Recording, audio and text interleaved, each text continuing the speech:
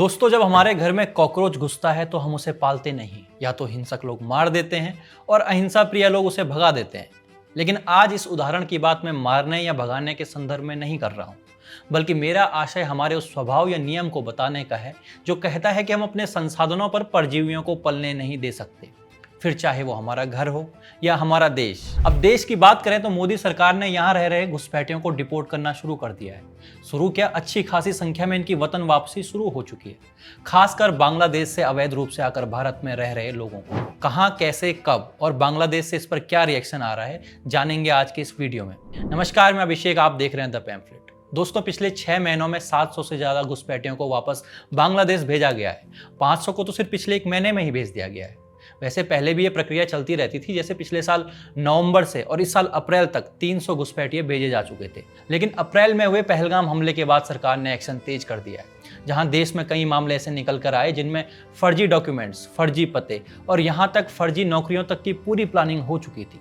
अब पिछले 1 महीने में 3-4 स्पेशल फ्लाइट्स गाजियाबाद के हिंडन एयरबेस से त्रिपुरा के अगरतला भेजी गई, ताकि इन घुसपैठियों को फटाफट बांग्लादेश भेजा जा सके। पूरे देश में अभियान चल रहा है। जोधपुर से 153 घुसपैठियों को और झज्जर में पुलिस अब तक 174 बांग्लादेशी नागरिकों को पकड़ चुकी है। लेकिन दोस्तों, अब एक खास बात हो रही है। पुलिस उन लोगों के खिलाफ भी एफआईआर दर्ज कर रही है जो इन बांग्लादेशियों को भारत में घुसाने की सुविधा देते हैं, फर्जी आधार कार्ड और पहचान पत्र बनवाते हैं, पते का सबूत और नौकरी तक दिलवाते हैं, और यहाँ तक कि रहने का जगह की इंतजाम भी करवाते हैं। यानी लेवल सबके निकलेंगे, क्योंकि अवैध घुसपैठ अब सिर्फ बॉर्डर पार करने की बात नहीं है, बल्कि इसके पीछे एक पूरा नेटवर्क है जो शहरों में इनको सेटल कर रहा है, खासकर पश्चिम बंगाल में। अब पश्चिम बंगाल का एक किस्सा आप सुनोगे तो सुनकर लगेगा कि इस पर आप हंसें या रोएं। एक आजाद शेख नाम का एक व्यक्ति है, एक पुलिस वाले को टक्कर मारता है, उसके वाहन को जब्त कर दिया जाता है। लेकिन जब पुलिस अपनी कार्रवाई करने जाती है तो पता चलता है कि उसके ड्राइविंग लाइसेंस, आधार कार्ड और सब डॉक्यूमेंट्स फर्जी हैं। यहाँ तक कि वो भारत का नागरिक ही नहीं है।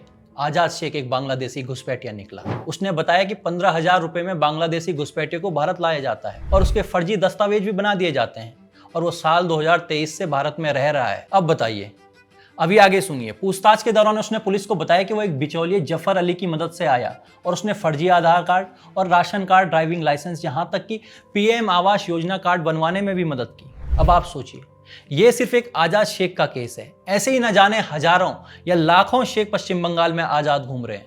पश्चिम बंगाल से निकलकर ये पूरे देश में बस रहे हैं। उत्तर प्रदेश का शायद ही कोई जिला ऐसा बचा हो जहां इस वक्त बांग्लादेशी घुसपैठिए न रह रहे हों। अकेले लखनऊ में इनकी संख्या 50,000 बताई जा रही है। हाल में ही आगरा में 90 बांग्लादेशी गिरफ्तार किए गए हैं। लेकिन योगी सरकार ने अब बांग्लादेशियों की धरपकड़ के लिए अभियान शुरू कर दिए हैं। वहीं गुजरात में इनकी बस्तियों पर बुलडोजर एक्शन के दृश्य तो आपने भी देख लिए होंगे। बस यही फर्क है उत्तर प्रदेश, गुजरात और पश्चिम बंगाल में। पश्चिम बंगाल में इन्हें वोट बैंक के लिए इस्तेमाल किया जाता है। पश्चिम बंगाल के राज्यपाल रह चुके और वर्तमान में उपराष्ट्रपति जगदीप धनखड़ ने इस मुद्दे को मुखरता से उठाया है कि घुसपैठिए अब हमारी चुनावी व्यवस्था को कैसे प्रभावित कर रहे हैं। आप ये वीडियो देखिए। हमारे भारत करोड़ों की संख्या में ऐसे लोग रह रहे हैं जिनको यहाँ रहने का अधिकार नहीं है, और वो रह नहीं रहे हैं। वो किसी न किसी रूप में अपनी आजीविका का सृजन कर रहे हैं। They are intervening in our electoral process.